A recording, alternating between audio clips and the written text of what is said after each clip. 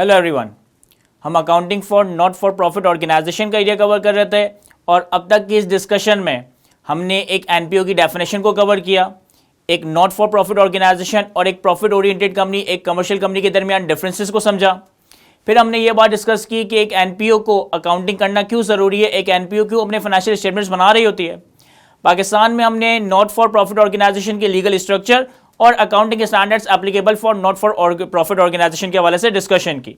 अब आज के इस डिस्कशन से हम बेसिकली एनपीओ की डिफरेंट सोर्सेस, डिफरेंट एवेन्यूज से आने वाली इनकम के हवाले से डिस्कशन करेंगे कि एक नॉट फॉर प्रॉफिट ऑर्गेनाइजेशन कौन कौन से सोर्सेज से, कौन कौन से एवेन्यूज से डिफरेंट तरह की इनकम अर्न कर सकती है, डिफरेंट तरह की इनकम्स कमा सकती है, और जो भी इस एनपीओ के इनफ्लोज होंगे, इनकम होंगी, इनको हम किस तरह से अकाउंट फॉर कर रहे होंगे और किस तरह से फाइनेंशियल स्टेटमेंट्स में प्रेजेंट और डिस्क्लोज कर रहे होंगे। देखिए, अगर मैं एक नॉट फॉर प्रॉफिट ऑर्गेनाइजेशन की इनफ्लोज या इनकम्स की बात करूं तो मल्टीपल सोर्सेस, मल्टीपल एवेन्यूज हो सकते हैं।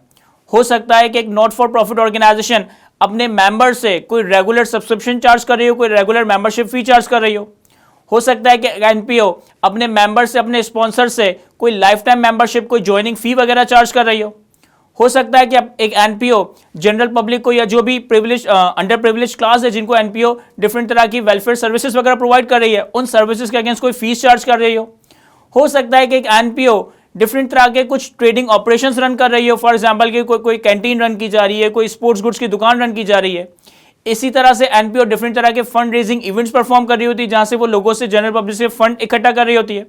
और एक एनपीओ की जो मेजर रिलायंस होती है वो डोनेशन और कॉन्ट्रीब्यूशंस पे होती है, वो डोनेशन और कॉन्ट्रीब्यूशंस पे होती है कि डिफरेंट तरह के जो भी डोनर्स हैं, it can be government, it can be any other international NPO, it can be general public, जो कि एक एनपीओ को डोनेशंस दे रहे होते हैं और कॉन्ट्रीब्यूशंस दे रहे होते हैं। तो ये हमारे पास मल्टीपल सोर्सेज और मल्टीपल एवेन्यूज हैं एक एनपीओ की इनकम के, एक एनपीओ के इनफ्लोज के। इनको हमने वन बाय वन कवर करना है। आज के डिस्कशन में हम स्पेसिफिकली कवर करेंगे कि अगर एक एनपीओ के पास अपने मेंबर से, अपने रेगुलर मेंबर से मेंबरशिप फी, सब्सक्रिप्शन फी वगैरह आ रही है तो इस मेंबरशिप फी और सब्सक्रिप्शन फी को हम किस तरह से अकाउंट फॉर करेंगे, किस तरह से एनपीओ के फाइनेंशियल स्टेटमेंट्स में प्रेजेंट और डिस्क्लोज कर रहे होंगे। देखिए, एक नॉट फॉर प्रॉफिट ऑर्गेनाइजेशन के रेगुलर मेंबर्स हो सकते हैं, यानी कि कोई भी एनपीओ, ये कोई जिम हो सकता है, ये कोई स्पोर्ट क्लब हो सकता है, ये कोई लाइब्रेरी हो सकती है, और इस जिम का या इस स्पोर्ट क्लब का या इस लाइब्रेरी का पार्ट बनने के लिए, मेंबर बनने के लिए आपको कोई मेंबरशिप फी पे करनी पड़ सकती है और फिर आप इस एनपीओ, इस जिम, इस स्पोर्ट्स क्लब, इस लाइब्रेरी का पार्ट बन सकते हो, मेंबर बन सकते हो। अब जब मैं बात करता हूं ना मेंबरशिप फी की या सब्सक्रिप्शन फी की, तो ये भी दो तरह की हो सकती है। हो सकता है कि at the time of joining, हो सकता है कि at the time of joining आपको एक एनपीओ को ज्वाइन करने के लिए कोई ज्वाइनिंग फी पे करनी पड़ रही हो, या फिर हो सकता है कि जब आप एनपीओ का पार्ट बनने लगे हो तो आप डे वन पे ही एक lump sum membership, life time membership फी पे कर दो, यानी कि वंस आपने मेंबरशिप फी पे की, अब आप एनपीओ के जिंदगी भर के मेंबर बन गए। तो ऐसा हो सकता है कि एक एनपीओ को ज्वाइन करने के लिए हमें डे वन पे या तो कोई ज्वाइनिंग फी पे करनी पड़ रही हो, या फिर हम डे वन पे ही लाइफ टाइम मेंबरशिप फी पे कर रहे हो।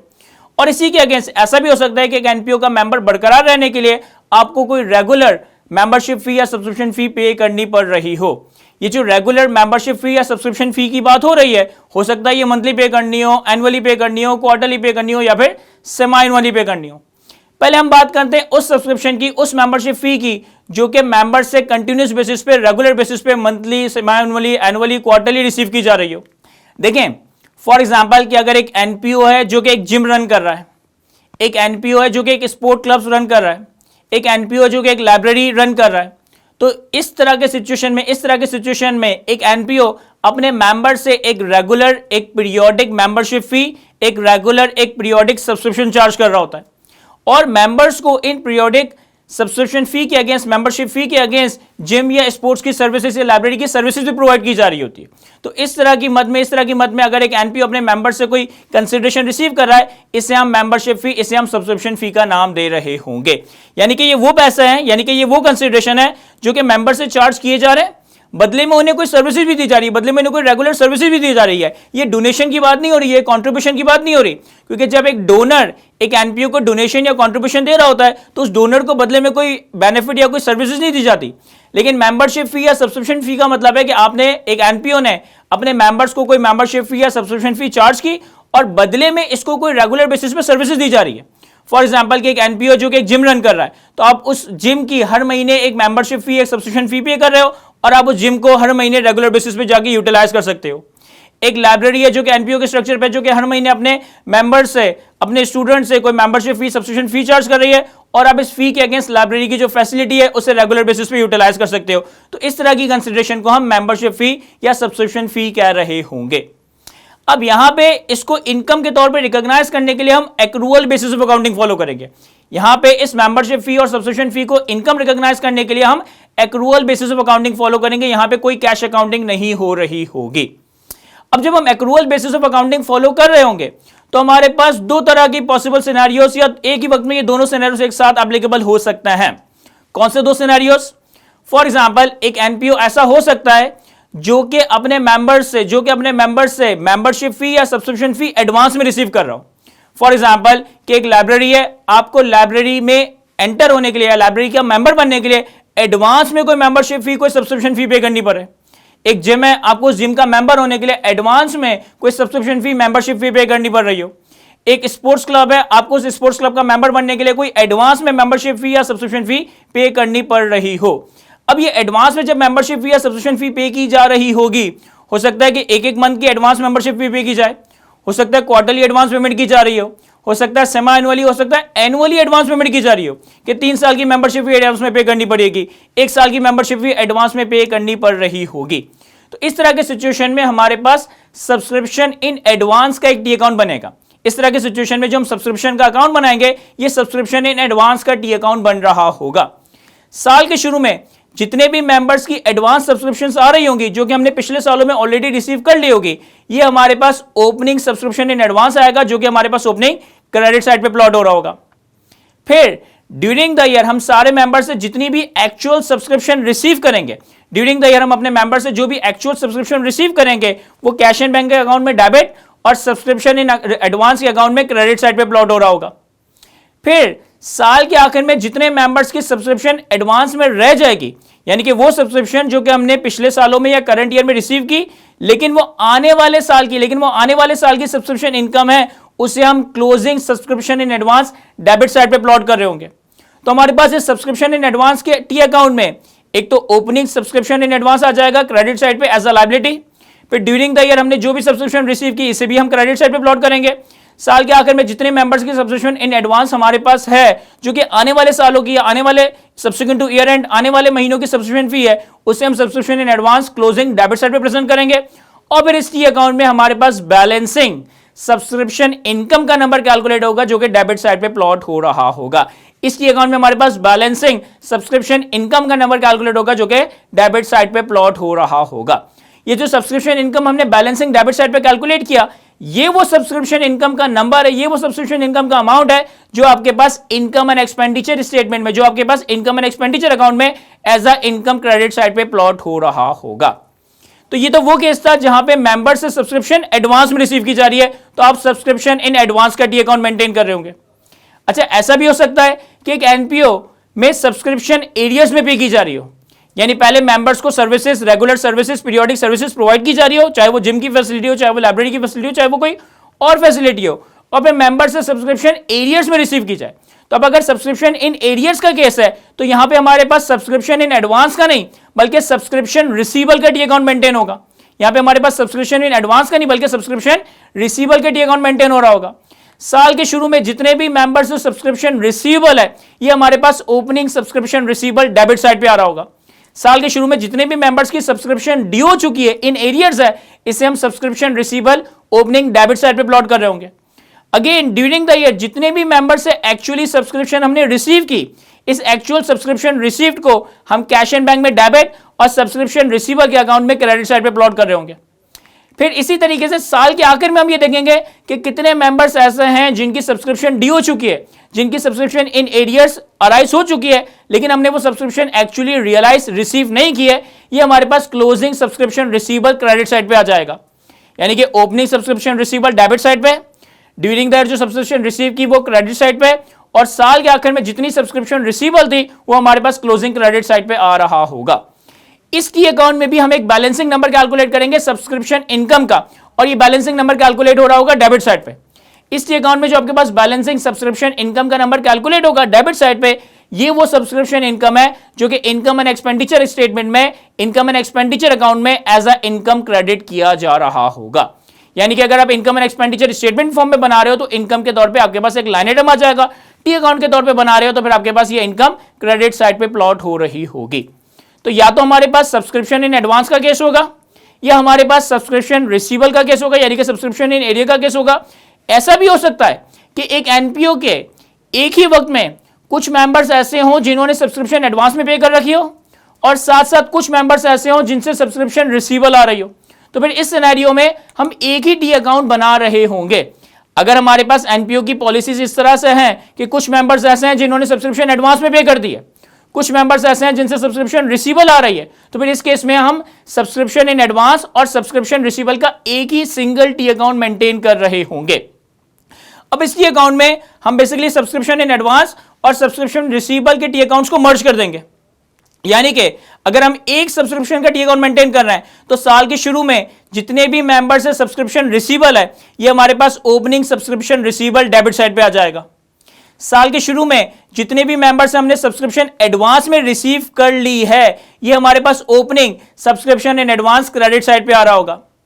फिर ड्यूरिंग द ईयर हमने जितनी भी सब्सक्रिप्शन एक्चुअली मेंबर से रिसीव की ये हमारे पास subscription received cash and bank में डेबिट और सब्सक्रिप्शन के इस अकाउंट में क्रेडिट साइड पे प्लॉट हो रहा होगा। फिर हम देखेंगे कि साल के आखिर में कितने मेंबर से अभी सब्सक्रिप्शन रिसीवेबल है। साल के आखिर में जितने भी मेंबर से सब्सक्रिप्शन रिसीवेबल होगा ये क्लोजिंग सब्सक्रिप्शन रिसीवेबल हमारे पास क्रेडिट साइड पे प्लॉट होगा। फिर हम देखेंगे कि साल के आखिर में कितने मेंबर्स ऐसे हैं जिन्होंने सब्सक्रिप्शन एडवांस में पे कर दिया है, यानी इन्होंने फ्यूचर ईयर्स की सब्सिक्वेंट ईयर्स की सब्सक्रिप्शन हमें एडवांस में पे कर दिया है। इस सब्सक्रिप्शन इन एडवांस के क्लोजिंग को हम डेबिट साइड पे प्लॉट करेंगे। तो हमने subscription receivable, subscription in advance का ओपनिंग क्लोजिंग प्लॉट किया, subscription actually receive during the year को क्रेडिट साइड पे प्लॉट किया। अब जब आप इस टी अकाउंट का बैलेंसिंग नंबर कैलकुलेट करोगे तो आपके पास सब्सक्रिप्शन इनकम डेबिट साइड पे एक बैलेंसिंग नंबर कैलकुलेट हो जाएगा। ये जो सब्सक्रिप्शन इनकम बैलेंसिंग नंबर के तौर पे डेबिट साइड पे कैलकुलेट होगा ये वो सब्सक्रिप्शन इनकम का नंबर है जो आपके पास इनकम एंड एक्सपेंडिचर स्टेटमेंट में एज अ इनकम रिकॉर्ड होगा, एज अ इनकम क्रेडिट हो रहा होगा। और फिर हम एक राइट ऑफ का भी केस देख रहे होंगे। हमारे पास अगर साल के शुरू में कोई सब्सक्रिप्शन रिसीवेबल है और ड्यूरिंग द ईयर हमें लगता है कि वो सब्सक्रिप्शन रिसीवेबल बैड डेट हो चुकी है, राइट ऑफ करने की नौबत आ गई है, तो फिर हम इसका बैड डेट भी क्रेडिट साइड पे रिकॉर्ड करेंगे। अपने पास इनकम एंड एक्सपेंडिचर स्टेटमेंट में एक बैड डेट एक्सपेंस भी रिकॉग्नाइज कर रहे होंगे। तो ये हमारे पास सब्सक्रिप्शन से पर्टेनिंग तीन तरह के फॉर्मेट हो सकते हैं, या तो सब्सक्रिप्शन इन एडवांस, या फिर सब्सक्रिप्शन इन एरियर्स, या फिर सब्सक्रिप्शन इन एडवांस और एरियर्स दोनों ही एक वक्त में प्रैक्टिकली पॉसिबल हो सकते हैं। अब सब्सक्रिप्शन ये वो सब्सक्रिप्शन थी, ये वो मेंबरशिप थी जो कि मेंबर्स को रेगुलर बेसिस पे करनी है, यानी कि मंथली बेसिस पे, क्वार्टरली बेसिस पे, सेमी एनुअली बेसिस पे या एनुअली बेसिस पे। तो इस तरह की मेंबरशिप फी, इस तरह की सब्सक्रिप्शन फी को हम रेगुलर या पीरियोडिक मेंबरशिप फी, सब्सक्रिप्शन फी कह सकते हैं। इसी के अगेंस्ट एक एनपीओ में ऐसा भी हो सकता है कि जब आप एनपीओ के मेंबर बन रहे हो तो at the time of obtaining the membership आपको कोई ज्वाइनिंग फी पे करनी पड़ रही हो, यानी कि एक एनपीओ का पार्ट बनने के लिए, एक एनपीओ का मेंबर बनने के लिए आपको डे 1 पे कोई ज्वाइनिंग फी पे करनी पड़ रही हो। ये ऐसा भी हो सकता है कि एक एनपीओ कोई लाइफ टाइम मेंबरशिप ऑफर कर रहा हो कि आप एक लमसम अमाउंट पे करें मेंबरशिप फी का और इस लमसम अमाउंट के अगेंस्ट आप एनपीओ के जिंदगी भर के मेंबर बन जाएंगे। तो इस तरह की मेंबरशिप फी को हम लाइफ मेंबरशिप फी कह रहे होंगे। इस सिचुएशन में स्टैंडर्ड्स ये कहते हैं कि एक्रूअल बेसिस ऑफ अकाउंटिंग को फॉलो करते हुए जो भी हम मेंबर से ज्वाइनिंग फी या जो भी हम मेंबर से लाइफ टाइम मेंबरशिप फी रिसीव करेंगे इसे हम डे 1 पे पहले ही साल में ऐसा इनकम रिकॉग्नाइज नहीं करेंगे, बल्कि यहां पे एनपीओ को एक जजमेंट क्रिएट करनी होगी, एक एस्टीमेट क्रिएट करनी होगी, एक असेसमेंट करनी होगी कि ये जो मेंबर्स ज्वाइनिंग फी दे रहे हैं, ये जो members life time membership fee दे रहे हैं, इसकी अगेंस्ट मेंबर्स कितने सालों तक इस एनपीओ से सर्विसेज एक्वायर कर रहा होगा। फॉर एग्जाम्पल कि अगर एक लाइब्रेरी है और लाइब्रेरी में मेंबर्स आते हैं तो लाइब्रेरी ये असेस करेगी कि यार ये जो membership fee, life time membership फी या ज्वाइनिंग फी पे कर रहा है, ये मेंबर कितने साल तक लाइब्रेरी को यूज करेगा। या एक जिम है और इस जिम में कोई ज्वाइनिंग फी या लाइफ टाइम मेंबरशिप फी पे की जा रही है, तो जो एनपीओ वो असेस करेगा कि कितने साल तक ये मेंबर इस जिम की फैसिलिटी को इस्तेमाल कर रहा होगा। और वंस एनपीओ ये एस्टीमेट, ये जजमेंट, ये असेसमेंट बिल्ड कर ले, इस बेसिस पे हम इस ज्वाइनिंग फी को, हम इस लाइफ टाइम मेंबरशिप फी को अमोर्टाइज करेंगे over the number of years और हर साल एक पोर्शन इनकम का पार्ट बना रहे होंगे। मैं रिपीट करता हूं कि अगर एक एनपीओ में कोई ज्वाइनिंग फी है, कोई लाइफ टाइम मेंबरशिप फी है, तो आप इसे डे 1 पे एज ए इनकम रिकॉग्नाइज नहीं कर दोगे, बल्कि आप एज ए एनपीओ ये एस्टीमेट करोगे, ये असेस करोगे कि इस ज्वाइनिंग फी के अगेंस्ट, इस लाइफ टाइम मेंबरशिप फी के अगेंस्ट मेंबर कितने साल तक हमसे सर्विसेज एक्वायर करेगा, सर्विसेज रिसीव करेगा, और फिर हमारी असेसमेंट के हिसाब से, हमारी जजमेंट के हिसाब से हम इस ज्वाइनिंग फी, हम इस लाइफ टाइम मेंबरशिप फी को ओवर द ईयर अमोर्टाइज करते जाएंगे, ओवर द ईयर इनकम के तौर पे रिकॉग्नाइज कर रहे होंगे। अच्छा, कुछ सिचुएशंस में ऐसा भी हो सकता है कि आपको मेंबर से ज्वाइनिंग फी मिल रही है, आपको मेंबर से लाइफ टाइम मेंबरशिप फी मिल रही है, लेकिन आप उसे डे वन में ही या पहले ही साल में एज अ इनकम रिकॉग्नाइज कर दो। फॉर एग्जांपल कि एक एनपीओ है जो कि एक जिम ऑपरेट कर रहा है। अब एनपीओ ने जिम के केस में ये असेस किया, ये एस्टिमेट क्रिएट किया कि यार जितने भी मेंबर्स इस एनपीओ को ज्वाइन करते हैं ना, वो सिर्फ शुरू के 2-3 महीने जिम आते हैं, उसके बाद उनका जिमिंग का बूथ खत्म हो जाता है और उसके बाद वो फ्यूचर ईयर्स में जिम नहीं आते। या फॉर एग्जांपल एक एनपीओ जो कि लाइब्रेरी मेंटेन कर रहा है, वहां पे उन्होंने ये असेस किया कि यार हमारे पास जितने भी स्टूडेंट्स या जितने भी मेंबर्स इस लाइब्रेरी की मेंबरशिप लेते हैं, वो सिर्फ पहले ही साल लाइब्रेरी की सर्विसेज इस्तेमाल करते हैं, उसके बाद दोबारा लाइब्रेरी में चक्कर नहीं लगाते। तो इस सिचुएशन में हो सकता है कि हमारे एस्टिमेट्स, हमारी जजमेंट्स, हमारे असेसमेंट को देखते हुए जो भी ज्वाइनिंग फी है, जो भी लाइफ टाइम मेंबरशिप फी है, उसे हम पहले ही साल एज अ इनकम रिकॉग्नाइज कर दे। तो आज की इस डिस्कशन में हमने one of the category, one of the type of income of NPO को डिस्कस किया कि अगर एक एनपीओ को रेगुलर पीरियोडिक मेंबरशिप फी या सब्सक्रिप्शन फी रिसीव हो रही है तो इसका फॉर्मेट, इसका पैटर्न क्या हो सकता है, और अगर एक एनपीओ को कोई ज्वाइनिंग फी, कोई लाइफ टाइम मेंबरशिप फी रिसीव हो रही है तो इसको हम किस तरह से अकाउंट फॉर कर रहे होंगे। इससे पर्टेनिंग कुछ प्रैक्टिस क्वेश्चंस देखेंगे तो ये कॉन्सेप्ट हमें मजीद क्लियर हो रहा होगा। चलते हैं मेंबरशिप फी, सब्सक्रिप्शन फी या लाइफ टाइम मेंबरशिप फी के कुछ प्रैक्टिस क्वेश्चंस की तरफ। हमारे पास कुछ इलस्ट्रेशंस आ रही है मेंबरशिप फी, सब्सक्रिप्शन फी के हवाले से और लाइफ मेंबरशिप फी के हवाले से। तो one by one in illustrations को रीड करते हैं और सॉल्व करते हैं। कहता है At 31st March 2016, a cricket club had membership subscription in arrears amounting to rupees 48,000 and it received 12,000 subscription in advance. 31 मार्च 2016 पे एक एनपीओ, एक क्रिकेट क्लब है जिसके पास मेंबर से सब्सक्रिप्शन इन एरियर्स आ रही है, यानी कि सब्सक्रिप्शन रिसीवल आ रहा है 48,000 का, और कुछ मेंबर्स ऐसे हैं जिन्होंने सब्सक्रिप्शन एडवांस में पे कर रखी है और वो 12,000 का अमाउंट है। फिर कहता है कि during the year to 31 March 2017, हमारा जो करंट ईयर है वो 1 अप्रैल 2016 से लेकर 31 मार्च 2017 है। During the year 31 March 2017 the club receive 6,24,000 including 26 membership for the year to 31 March 2018 at ₹1200 per annum. कहता है करंट ईयर में, जो करंट ईयर है हमारा मार्च 2017 है, इस साल में हमने टोटल 6,24,000 की सब्सक्रिप्शन रिसीव की। इस 6,24,000 की सब्सक्रिप्शन में से 26 मेंबर्स की सब्सक्रिप्शन ऐसी है जो कि 2018 वाले साल के लिए, 26 मेंबर्स की सब्सक्रिप्शन ऐसी है जो कि आने वाले साल के लिए, यानी कि 26 मेंबर्स की 1,200 रुपए के हिसाब से जो भी सब्सक्रिप्शन है वो बेसिकली सब्सक्रिप्शन इन एडवांस है। फिर कहता है एट 31 मार्च 2016 16 मेंबर और सब्सक्रिप्शन ऑफ ₹1200 ईच, और 31 मार्च 2017 पे 16 मेंबर्स ऐसे हैं जिनकी सब्सक्रिप्शन एरियर्स में आ रही है, जिनसे सब्सक्रिप्शन रिसीवल है 1,200 रुपए के हिसाब से। अब रिक्वायरमेंट में कहता है How the above transaction would be recorded in the subscription ledger for the year ended 31 March 2017। तो बेसिकली हमें 31 मार्च 2017 का सब्सक्रिप्शन अकाउंट का एक लेजर बनाना है। देखिए इस सिनेरियो में हमारे पास कुछ सब्सक्रिप्शन इन एडवांस है, कुछ सब्सक्रिप्शन रिसीवल है, तो हम यहाँ पे एक ही सब्सक्रिप्शन का अकाउंट बनाएंगे जिसमें हम सब्सक्रिप्शन इन एडवांस और सब्सक्रिप्शन रिसीवल दोनों को प्लॉट करेंगे। सबसे पहले साल के शुरू में सब्सक्रिप्शन इन एरियर्स थी 48,000, तो हमारे पास मेंबरशिप फी या सब्सक्रिप्शन के अकाउंट में ओपनिंग सब्सक्रिप्शन रिसीवल आ जाएगा 48,000। चूंकि ये ओपनिंग सब्सक्रिप्शन रिसीवल है, इसे हमने डेबिट साइड पे ओपनिंग में दिखा दिया। और हमारे पास साल के शुरू में 12,000 की सब्सक्रिप्शन ऐसी थी जो कि इन एडवांस थी, यानी कि मेंबर से एडवांस में वैसे रिसीव कर लिए थे। ये हमारे लिए एज अ लायबिलिटी है, तो हम इसे क्रेडिट साइड पे एज अ ओपनिंग नंबर दिखा देंगे 12,000 रुपए। फिर कहता है ड्यूरिंग द ईयर जो हमने एक्चुअली सब्सक्रिप्शन रिसीव की वो 6,24,000 थी, तो जब ये 6,24,000 की सब्सक्रिप्शन हमने रिसीव की होगी तो हमने कैश डेबिट और सब्सक्रिप्शन या मेंबरशिप फी अकाउंट क्रेडिट किया होगा, तो हमारे पास 6,24,000 की सब्सक्रिप्शन अकाउंट में क्रेडिट साइड पे प्लॉट हो जाएगी। फिर हमें कहता है ये जो 6,24,000 की आपने सब्सक्रिप्शन रिसीव की ना, इसमें से 26 मेंबर की सब्सक्रिप्शन ऐसी है जो कि अगले साल के लिए, इसमें से 26 मेंबर की सब्सक्रिप्शन ऐसी है जो कि अगले साल के लिए, यानी कि ये ईयर एंड पे सब्सक्रिप्शन इन एडवांस है।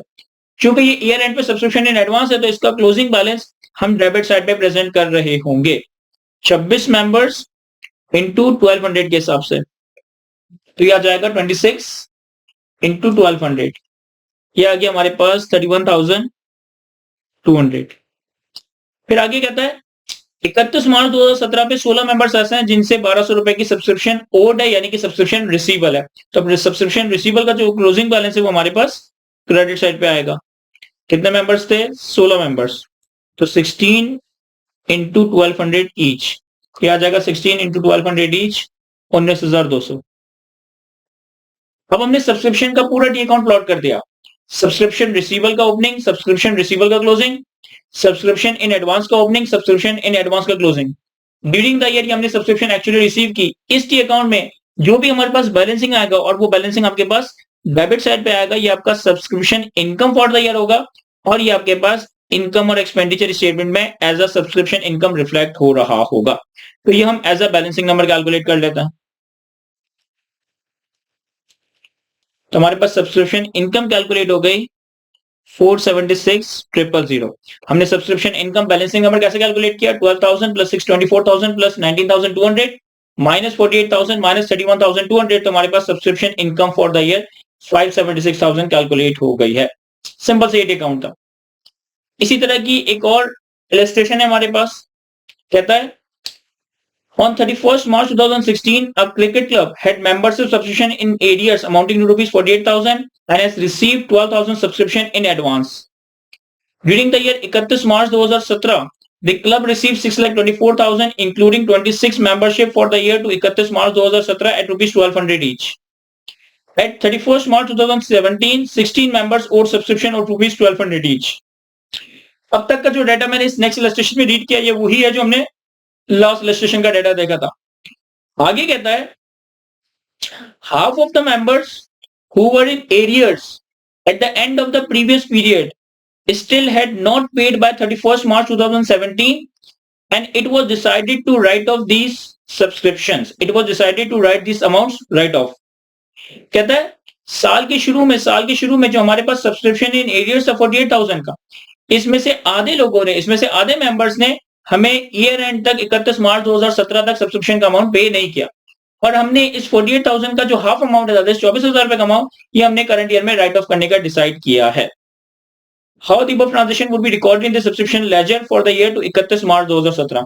अब बाकी सारी चीजें तो वैसे ही प्लॉट होगी जैसे हमने लास्ट इलस्ट्रेशन में प्लॉट की थी, यानी कि हमारे पास ओपनिंग सब्सक्रिप्शन रिसीवल आ जाएगा 48,000, हमारे पास ओपनिंग सब्सक्रिप्शन इन एडवांस आ जाएगा 12,000, हमारे पास ओपनिंग सब्सक्रिप्शन रिसीवल था 48, ओपनिंग सब्सक्रिप्शन इन एडवांस था 12,000।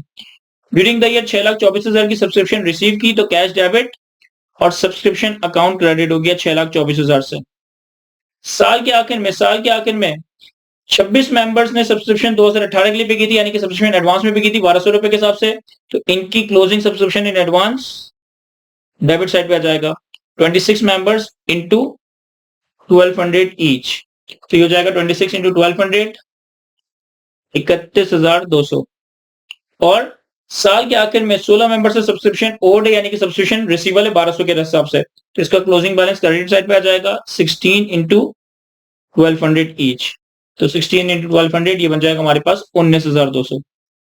अब ये सारी इंफॉर्मेशन तो बिल्कुल वैसे ही थी जो हमने लास्ट इलस्ट्रेशन में भी लिखी थी, लेकिन यहाँ पे एक एडिशनल बात हमें ये बता रहा है, कह रहा है half of the members who were in arrears at the end of the previous year, पिछले साल के क्लोजिंग बैलेंस में 48,000 की सब्सक्रिप्शन रिसीवल थी जो कि इस साल का ओपनिंग सब्सक्रिप्शन रिसीवल था, had not paid by 31 March 2017, इन्होंने 31 मार्च 2017 तक भी अमाउंट पे नहीं किया। It was decided to write these amounts off, हम इस 48,000 का जो आधा अमाउंट है वो करंट ईयर में राइट ऑफ कर रहे हैं। देखें आप सब्सक्रिप्शन इनकम की एंट्री क्या बनाते हो? आप सब्सक्रिप्शन इनकम की एंट्री बनाते हो क्या मेंबरशिप फी या फिर सब्सक्रिप्शन का अकाउंट डेबिट करते हो और सब्सक्रिप्शन इनकम अपने पास इनकम एंड एक्सपेंडिचर में क्रेडिट करते हो। तो एक्सपेंस की भी मोरलेस इसी तरह की एंट्री बनेगी कि हमारे पास bad debt expense income and expenditure में डेबिट हो जाएगा, बैड डेट एक्सपेंस हमारे पास इनकम एंड एक्सपेंडिचर में डेबिट हो जाएगा और मेंबरशिप फी या सब्सक्रिप्शन हमारे पास क्रेडिट हो जाएगा। मेंबरशिप फी कितनी हमें राइट ऑफ करनी है? हाफ ऑफ द अमाउंट, तो यानी कि 48 का हाफ 24,000 रुपए। अब जब इस 24,000 रुपए को मैं bad debt expense income and expenditure में रिकॉर्ड करूंगा और सब्सक्रिप्शन अकाउंट में क्रेडिट करूंगा, तो यहाँ पे हमारे पास बैड डेट एक्सपेंस के नाम से इनकम एंड एक्सपेंडिचर अकाउंट में, इनकम एंड एक्सपेंडिचर स्टेटमेंट में एक अमाउंट पार्क हो जाएगा, दैट इज 24,000 रुपए। अब इस टी अकाउंट से जो बैलेंसिंग कैलकुलेट होगा, जो डेबिट साइड पे कैलकुलेट होगा, ये बेसिकली हमारी subscription income for the year है, जिसे हम इनकम एंड एक्सपेंडिचर स्टेटमेंट में लेकर जा रहे होंगे। तो अगर हम बैलेंसिंग कैलकुलेट करें तो 12,000 plus 624,000 plus 24,000 plus 19,200 minus 48,000 minus 31,200, ये आ गया हमारे पास 6 लाख रुपए। तो 6 लाख रुपए हमारी subscription income for the year है, 24,000 रुपए का हमारा सब्सक्रिप्शन एक्सपेंस है। तो हमने 6 लाख रुपए से सब्सक्रिप्शन अकाउंट डेबिट और 6 लाख रुपए से सब्सक्रिप्शन इनकम एंड एक्सपेंडिचर में क्रेडिट किया, और 24,000 रुपए की सब्सक्रिप्शन रिसीवेबल बैड डेट के तौर पे as a bad debt expense record कर दिया है। सिंपल सी इलस्ट्रेशन थी। इसके बाद जो नेक्स्ट इलस्ट्रेशन है हमारे पास, इसमें हमारे पास ज्वाइनिंग फी या लाइफ टाइम मेंबरशिप फी का कॉन्सेप्ट है। कहता है Multan book reading club is a newly established NPO. The members of the club can pay for the membership privileges by either paying 10,000 per annum or paying lump sum amount of 80,000 for the lifetime membership। कहता है एक NPO है जो कि Multan book reading club के नाम से है। अब इस क्लब में मेंबर्स या तो हर साल 10,000 रुपए पे करें और मेंबरशिप के जो भी प्रिविलेजेस है, जो भी बेनिफिट्स हैं वो हासिल करें, या फिर एक ही दफा 80,000 रुपए लमसम पे करके लाइफ टाइम मेंबरशिप पे कर दें। कहता है during the first month of operations 20 members have opted for the life time membership. पहले महीने में 20 मेंबर्स ने सब्सक्रिप्शन लाइफ टाइम सब्सक्रिप्शन हासिल की। The management of the MBRC has estimated that on an average a member will be using services for 10 years। कहता है on an average हमारा अंदाजा है कि हर मेंबर 10 साल तक ये जो रीडिंग क्लब है इसके प्रिविलेजेस, इसके बेनिफिट्स हासिल कर रहा होगा। Advice how MBRC should recognize the above life membership fee in the financial statements prepared at the end of the year 1। Year 1 के आखिर में हमें कितनी लाइफ टाइम मेंबरशिप फी को किस तरह से रिकॉग्नाइज करना है। देखें, ज्वाइनिंग फी के हवाले से या लाइफ टाइम मेंबरशिप फी के हवाले से हमने बात डिस्कस की कि अगर एक एनपीओ को हमने मेंबर से कोई ज्वाइनिंग फी या लाइफ टाइम मेंबरशिप फी रिसीव हो रही है, तो यहाँ पे ये एस्टिमेट करेगी, यहाँ पे अपनी जजमेंट को इस्तेमाल करेगी कि मेंबर्स कितने सालों तक इस मेंबरशिप फी के अगेंस्ट बेनिफिट प्रिविलेजेस हासिल कर रहे होंगे, और जो भी हमारा एस्टिमेट है 1 साल का, 2 साल का, 3 साल का, 5 साल का, 10 साल का, उस हिसाब से हम इस ज्वाइनिंग फी को या लाइफ टाइम मेंबरशिप फी को अमोर्टाइज करके अपने पास एज अ इनकम रिकॉर्ड करेंगे। लेकिन चूंकि ये न्यूली एस्टेब्लिश एनपीओ है ना, तो मैं समझता हूं कि इसका ओपनिंग बैलेंस तो जीरो होगा, इसका ओपनिंग रिसीवेबल भी जीरो होगा, इसका ओपनिंग सब्सक्रिप्शन इन एडवांस भी जीरो होगा। अब ड्यूरिंग देयर हमने कितनी सब्सक्रिप्शन रिसीव की, 20 मेंबर्स ने 80,000 रुपए के हिसाब से सब्सक्रिप्शन इन एडवांस पे किया। तो हमारे पास कैश डेबिट 20 इंटू 80,000, ये आ जाएगा हमारे पास 1.6 मिलियन, और life membership fee account credit 1.6 million. तो ये 1.6 million life membership fee account के अकाउंट में क्रेडिट हो रहा है, तो हमारे पास यहाँ कैश की रीजनिंग से 16 लाख रुपए क्रेडिट साइड पे आ जाएगा। अभी 16 लाख रुपए जो पे किए गए ये लाइफ टाइम मेंबरशिप के पे किए गए, और ऑन एन एवरेज हमारा अंदाजा ये है कि ये मेंबर्स 10 साल तक इस क्लब के प्रिविलेजेस हासिल कर रहे होंगे। तो ईयर एंड पे इस 16 लाख रुपए का 1/10, ईयर एंड पे इस 16 लाख रुपए का 1/10 हम लाइफ मेंबरशिप फी डेबिट करेंगे, और मेंबरशिप फी इनकम अपने पास इनकम एंड एक्सपेंडिचर अकाउंट में रिकॉर्ड कर रहे होंगे, और वो कितना बनेगा 1.6 मिलियन का 1/10, 1.6 मिलियन का 1/10 अमाउंट। तो ये बनेगा इफेक्टिवली आपके पास 1,60,000 रुपए। तो हमारे पास membership fee income and expenditure account में क्रेडिट होगा 1,60,000 रुपए से, और लाइफ मेंबरशिप फी अकाउंट हमारे डेबिट हो जाएगा। अब इस टी अकाउंट का जो क्लोजिंग बचा आपके पास, that is subscription in advance, कि कितनी सब्सक्रिप्शन अभी भी एडवांस है, तो 1.6 मिलियन माइनस 1,60,000 रुपए, तो ये आ गया हमारे पास 14,40,000 रुपए। ये आ गया हमारे पास 14,40,000 रुपए। और ये 14,40,000 कैसे बन रहा है सर? एक साल की इनकम 1,60,000 है, एक साल की इनकम हमारी 1,60,000 है। एक साल की इनकम तो हमने रिकॉर्ड कर ली, बाकी 9 सालों की इनकम आने वाले 9 सालों में रिकॉर्ड करेंगे। तो 1,60,000 मल्टीप्लाई बाय 9 आपके पास 14,40,000 बनेगा, जो कि सब्सक्रिप्शन इन एडवांस है, जो कि आने वाले 9 सालों में अमोर्टाइज हो रहा होगा। तो ये हमने membership fee, subscription fee, joining fee, life membership fee से पर्टेनिंग कुछ प्रैक्टिस क्वेश्चंस कवर किए, और इसका कॉन्सेप्ट भी डिटेल में डिस्कस किया। आई होप ये सारी बातें मैं आपको अच्छे से एक्सप्लेन कर सका हूं। आने वाले वक्तों में हम सब्सक्रिप्शन अकाउंट या सब्सक्रिप्शन फी के हवाले से मजीद प्रैक्टिस क्वेश्चंस कवर करेंगे, लेकिन for the time being subscription, membership, life time membership, इसका जो कॉन्सेप्ट है टुगेदर विद सम इलस्ट्रेशन मैं आपके साथ एक्सप्लेन कर सका हूं। आज की इस गुफ्तगू को हम यहीं तक रखते हैं। Thank you.